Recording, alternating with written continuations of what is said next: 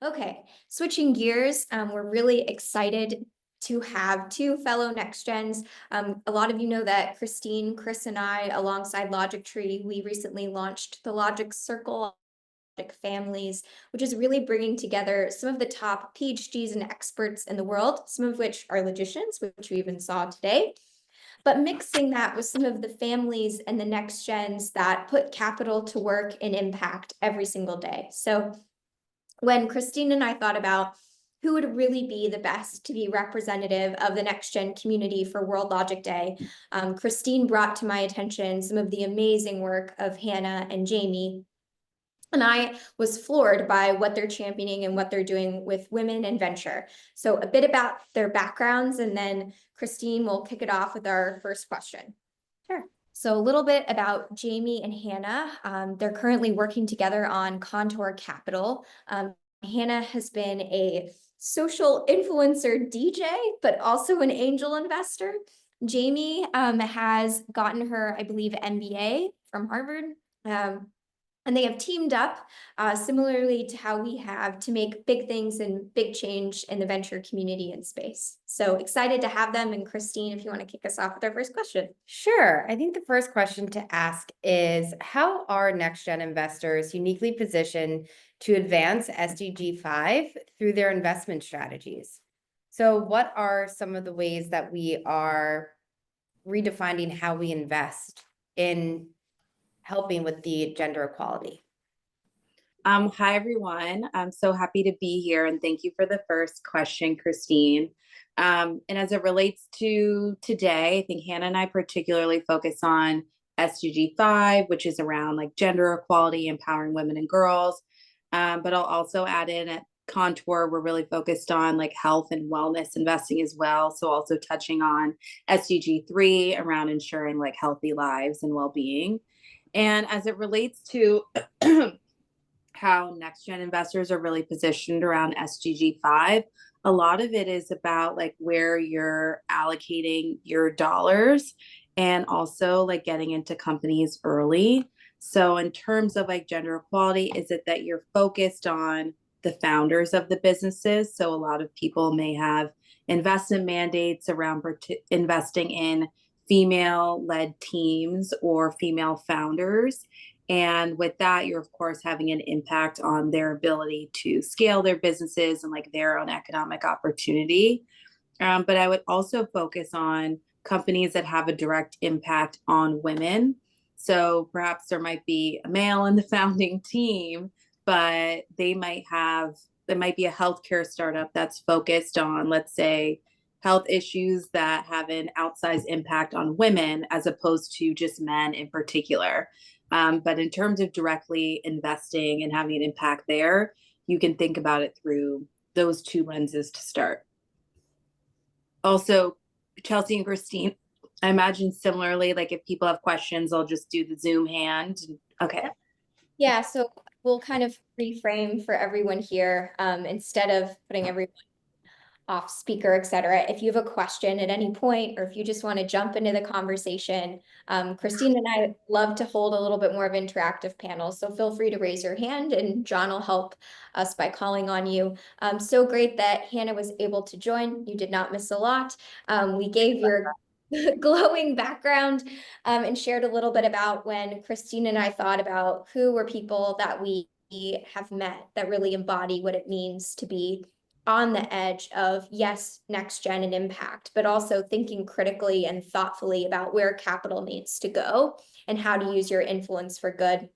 You and Jamie were top of the list. So with that, Hannah, this question is for you. You have this very different background of, being kind of on that onset of an influencer and a DJ background, but also angel investing. How do you really leverage your influence for good? And especially as it has related to Contour Capital and kind of this next chapter for you and Jamie?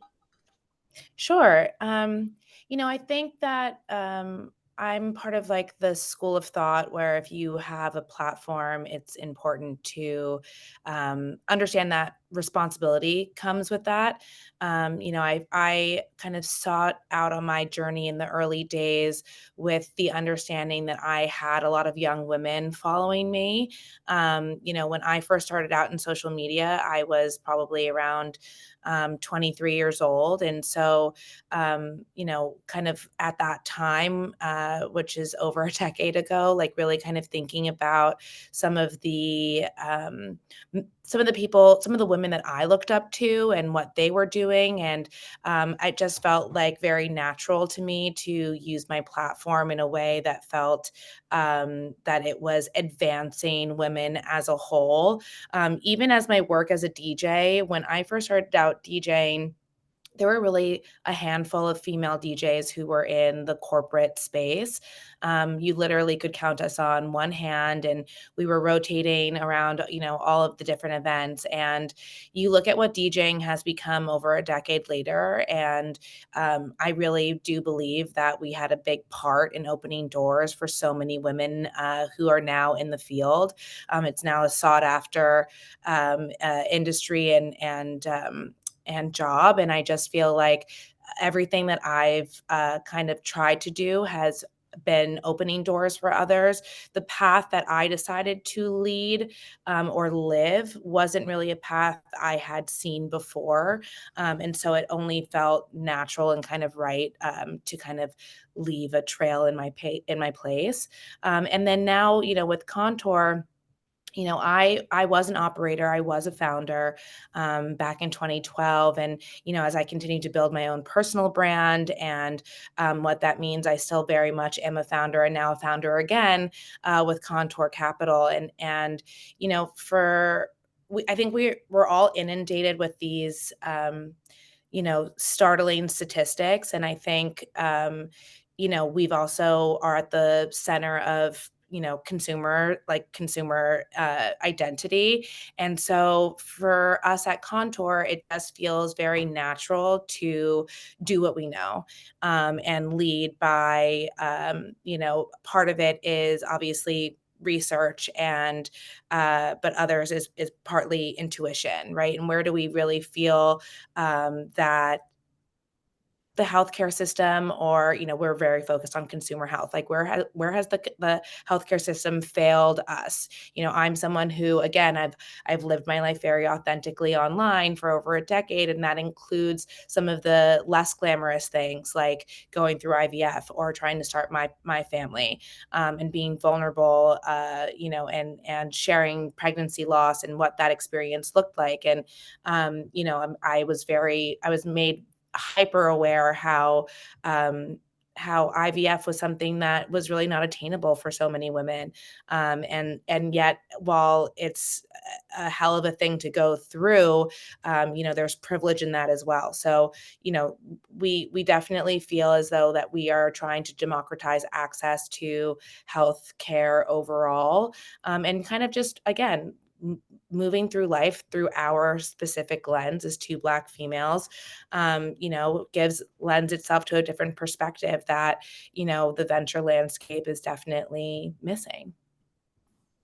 I think that's so well thought out and put on kind of how you've been through this journey and used, yes, influence, but even thinking about that to your point that, taking for granted being a DJ was actually, being a female DJ, that you really were carving that space. I think, while Christine and I joke sometimes about being DJs, we have not made it quite into that space yet. I will say one thing that's been fun throughout the day is how many creatives, when you think about World Logic Day and critical thinking, I wouldn't have thought about this, but we actually had the Sugar Plum Fairy Ballet cast member, and now Hannah. I think, some people think logic, they don't necessarily think about creativity in all of the spaces that embodies. So I think that's important. I'll ask one more question and then I'll turn it over to Christine to ask a couple. So Jamie, this question is more for you. As you kind of have seen throughout your career, you and Hannah are having to make difficult decisions every day on, yes, this company, yes, we'll support this woman founder. I know we even shared, like, Christine and I go through what memberships do we join, right? How do you make those tough decisions? And how do you balance also making those tough decisions, not just for yourself, but for you and Hannah as a team? Love this question. Thank you. So interestingly enough, in venture, there's no one playbook in terms of like how you can be successful, whether you're investing your own capital or outside capital. But where a lot of people go wrong is when they're not authentic to themselves and like why they started doing what they're doing. And within that, I think you should always have tactical goals.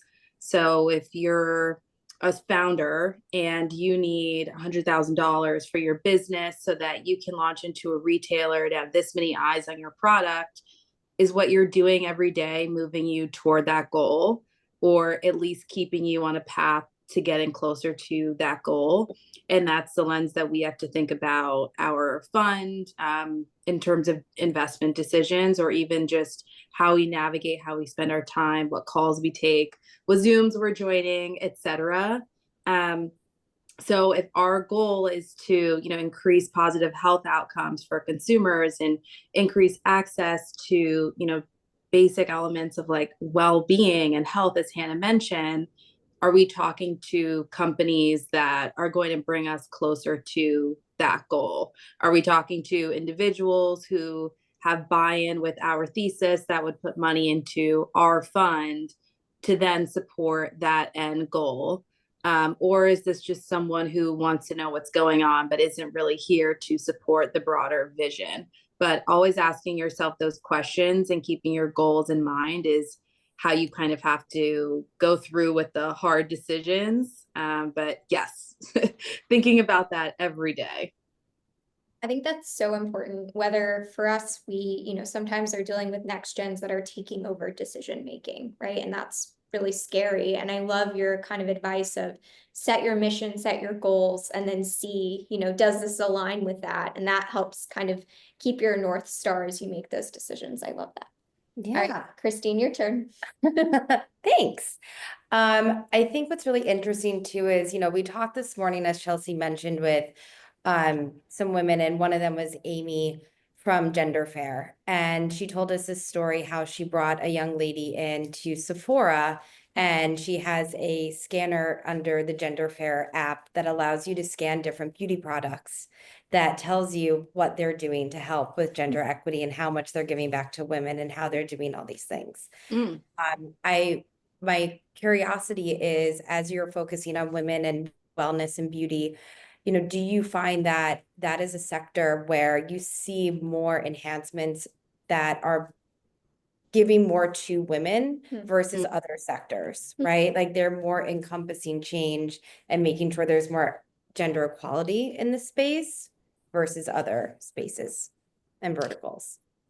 I'm sure, I know Hannah's going to have something to add to this as well.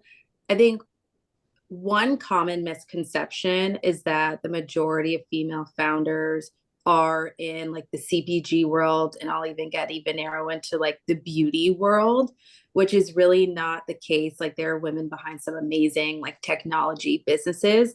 Not implying that you weren't saying that, but part of what's interesting is like people tend to look into the beauty space to find female founders, and there's so many, and like so many other areas beyond what I even understand of like climate, deep tech, etc.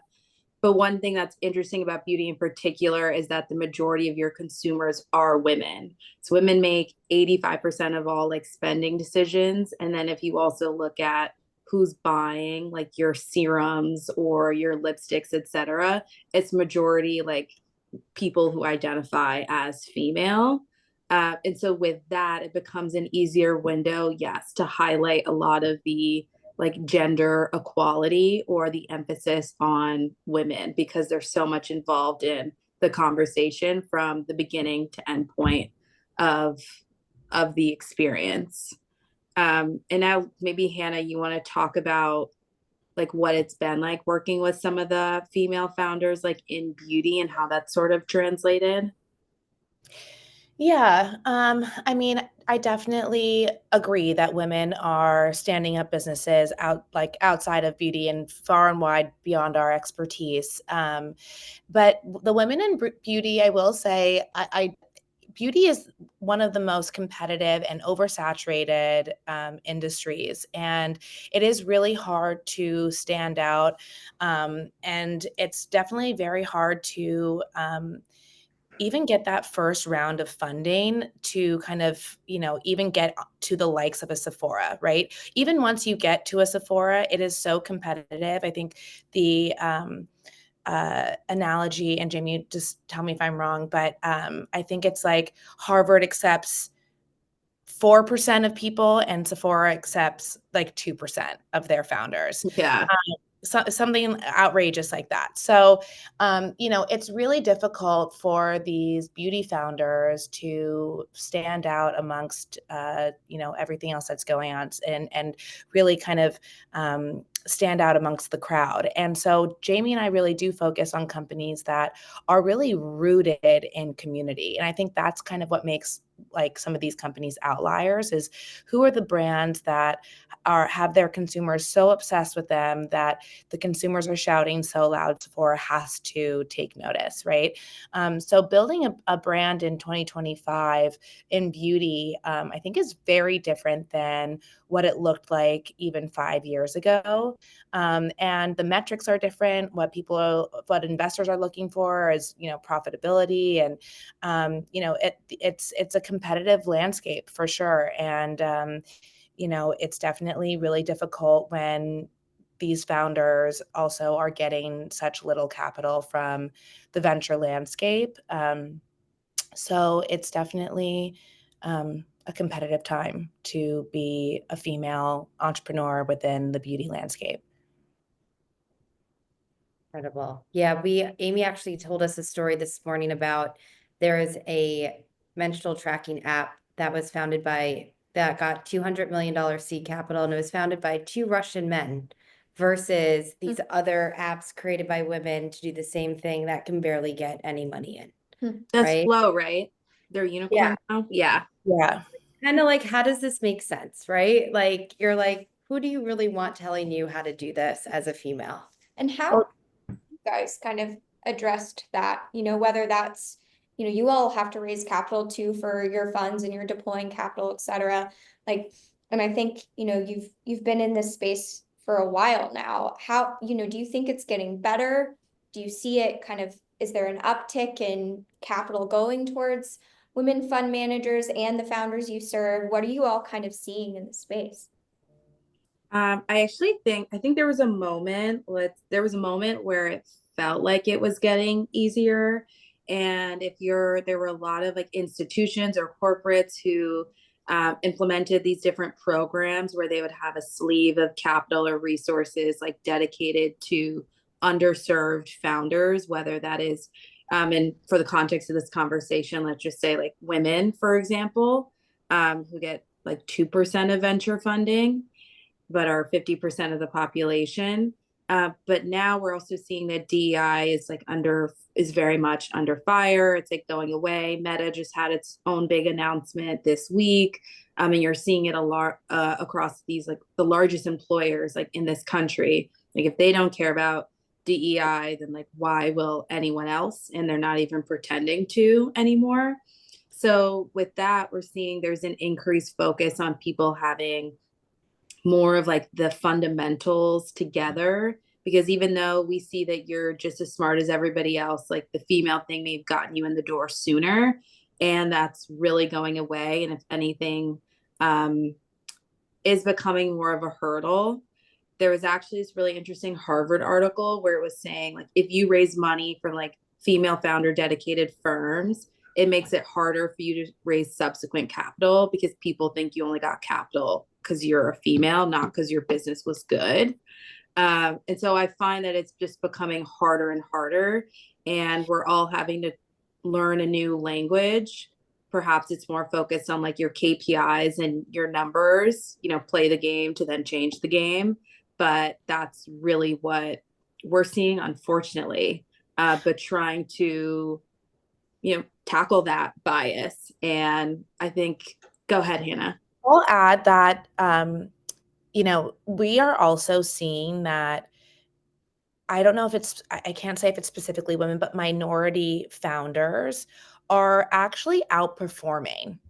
So despite that, we are still seeing what Jamie is referring to as like these invisible hurdles. And you know what? They're not so invisible, to be honest.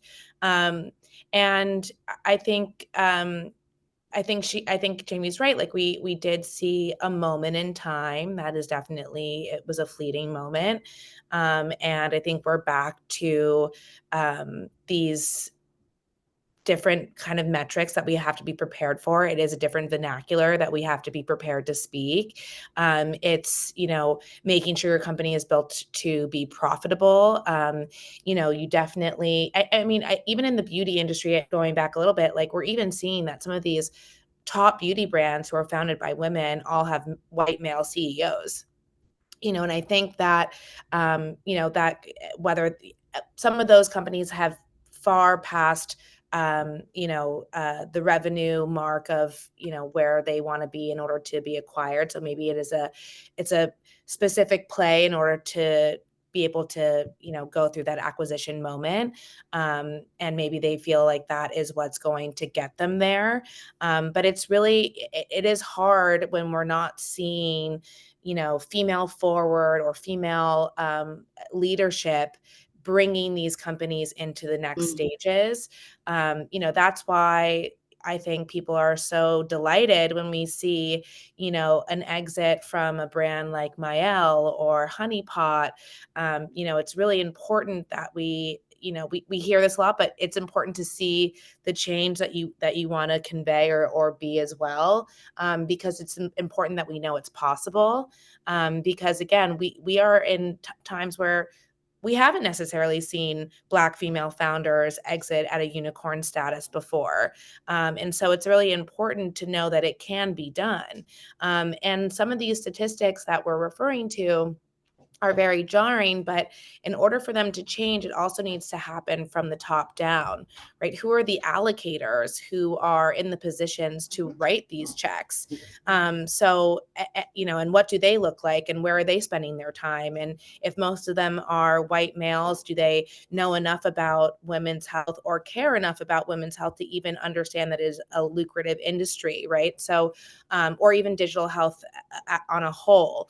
You know, we're still obviously dealing with a political landscape that has politicized women's bodies. So, you know, we're dealing with a lot of different things that that actually do completely directly affect the funding into private markets within these sectors. So, yeah, it's definitely a challenging time, but you know, I think the juice is well worth the squeeze. So it's really just about, you know, us keeping on our path, and you know, every no is really just a redirection. So I think that that's an important mindset for any founder or allocator who has a mission that they are looking to really implement. I think that's so important what you're sharing specifically about like people have to see that it's possible, right? And so something I think a lot about is, you know, anytime we have influence or privilege, or we get to curate a room, or we get to pick speakers, like be thoughtful about who you're bringing to the table and who you can bring alongside you. I think one thing that I learned from Chris, which I wouldn't have really thought about because we were, you know, the UN told us they were going to focus on SDG 4, 5, which is what where this conversation is about, 16 and 17. And I really wasn't exactly sure how logic fit into, you know, gender equality. And then they kind of explained that logic specifically is used in debate and argumentation, and that can help reduce inequality, not just gender inequality. And I wouldn't have thought about it that way. But it's like, how do we arm women, people that are deploying capital, people that are raising capital, minorities, all of these groups with the logic and the argumentation skills that are typically not taught unless you go into like a science or a law field, right? Because then all of a sudden, if you pull back the emotion, just share the statistics, to your point, Hannah, like, look, we're still outperforming. Here are the numbers. I think that that's really what we need for this next kind of evolution of change that I hope to see. I would also add, Chelsea, that in terms of like the logic and like equipping people with that, it's funny you say, how does that like relate to this SDG? Because all the time we're like, this just seems logical to me. I don't know what other people don't understand. And part of it is like equipping these women and girls who either stand to inherit wealth, like as a next gen, and may also like create their own wealth, is to like have the knowledge they need to sell whatever it is they need to sell or make the decisions that they need to make. And so I saw this, it was actually on Instagram, I think. Someone was basically saying it's like you're not nervous, you're underprepared. And I find that the more that you can prepare yourself to enter like the conversations you want to be a part of, the better the outcome will be for you. So if you're going to talk to the CEO of a healthcare company, like, do you know who you're speaking with, what they've put money behind? Or if you're talking to a founder, like, do you know the right questions to ask, and like finding those people who can really get you the information you need to feel like you have the logic, because it's rare that the money won't follow that piece. I think that's so important, right? And how do you, if you are a minority, or you are a woman, or you are a first-time founder, or you're a first-time fund manager, whatever it is, to your point, how can you just equip yourself with everything you can and all of the knowledge that you can? And I think that for us is really mission, where we feel like if we can bring some of the experts and domain holders of these knowledge and these stories to the communities that need them most, like that, I hope changes and moves the needle. I know we only have 3 minutes, but it's really special to have Jamie and Hannah, that they took the time to be a part of this, and especially for a lot of our next gens. I know, looking up to people that haven't just paved a way, but are really moving the needle is really important. So I want to leave the 3 minutes we have left for anybody that wants to kind of ask Hannah or Jamie a question. We'd love to do that, or I might call on some people. We'll see. Not a cold call. Let's see. There's some people who put stuff in the chat. I think that's older or new. Okay. No.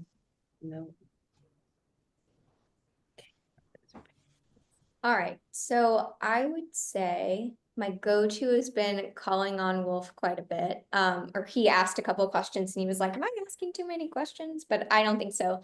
But so for Jamie and Hannah, Wolf runs the Pride Fund and a few other LGBTQ specific venture funds. And he's been working with me and other kind of next gens in the space, but I'd love if he has a question. If not, I can come up with more. Oh, thanks for the nice compliments in the chat. Reading the comments. Thank you for the amazing work that you're doing. So we have a handful of funds which are focused on supporting those who need it most and have been traditionally ignored. And I always align myself with the partners and the leaders for that fund from the communities that we're trying to serve. And it's been vital to so many of the points that you've made about bringing in this white man to take over this company, or a person that can lead it and not knowing exactly where the money is flowing. So I'm curious, when you're looking at a founding team, but then also the leadership on that team, have tools which you've used or ways to make sure that the teams which are really doing the work and have the ideas and are forcing it, that the funds are leading back to support them instead of someone who they bring in? I can start. One, it's interesting. One piece, especially as we invest early, is that you're often interacting with the founders of the businesses. They're still the CEOs, but a really critical factor for us is actually that the founder does not hold their business so tightly that they don't see the critical point where they need to bring a different person in to be the president or CEO of their business. So I'll bring up that we don't always see that the founder will carry the company through to whatever the ideal point is, but it's important that they have an amazing team beneath them. And it's not just Wolf, who is the amazing founder who's bringing like his healthcare company to life and everything runs off Wolf. But do you have an amazing team like where this person crushes product, this person crushes marketing, etc., so that when a new person were to come in, it all fits seamlessly like into the culture. And whether that person is internal, it can be, but if it's external, one value add piece we like to add is helping with that search so that you don't feel confined to the same pool of people who are running the businesses, but exploring who that pool of talent is that already fits into the team you have, which should also be diverse as well. I think that was very well said, Jamie. Absolutely. And I think it's also, I was listening to a panel in person, and it was more kind of like based on public companies and kind of very corporate C-suite level. But when they were talking about sourcing talent, and if there is not diversity at the top level of these larger corporations, it's really hard to bring diversity into the corporation. But if there is someone, whether it's some sort of minority at that top level, that person is more inclined to bring someone who looks different than the rest of the company in as a possible talent. And that's really important. Jamie and I talk about this a lot in terms of, making sure companies are really looking at the total addressable market and how diverse that consumer subset really is. And if your company only looks one way, are they leaving consumers on the table, right? And so it ends up, the sourcing part of it ends up affecting multiple layers of the business, whether you can see that right now or not. Absolutely. And to the earlier point, of my couple dozen portfolio companies, it is those from underrepresented backgrounds, which are totally kicking the ass of all the others. And it's important. One thing with our funds, I'll specifically talk to the Pride Fund right now, is that about half of our investors are from the community, and the other half consider themselves allies and want to support what they're doing. And it becomes an educational process for us to make sure they're not just an ally, but they're actually putting their resources, their network, those partners forward. How have you seen when you've brought in investors a way that they can get more engaged to do the better good for the companies which you're partnering with?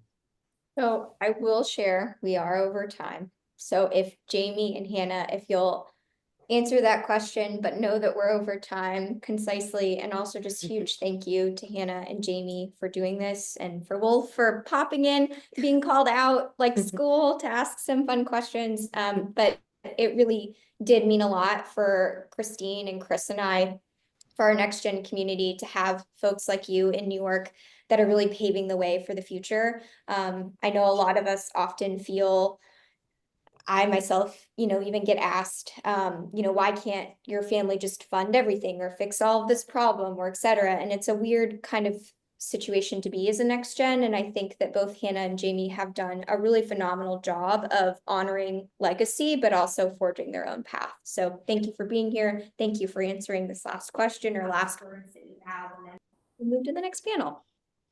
Yeah, I threw a quick note in the chat. Long story short is we have strategic LPs who are like to be hands-on. So we are investing in a sports tech company. We have an LP who's the CEO of a really popular Pilates chain, who's an LP, and they're like, when can I connect with your founders? I want to help. And that's just what you do. You make the system work for itself. So it's capital plus advice so that you're not always going to different pools for different things. And that's how you get the buy-in, but I'll keep it concise like that. Wisdom capital. Even shorter. Thank you both kindly. This was wonderful. Thank you. Thanks for having us. Thank you for having us.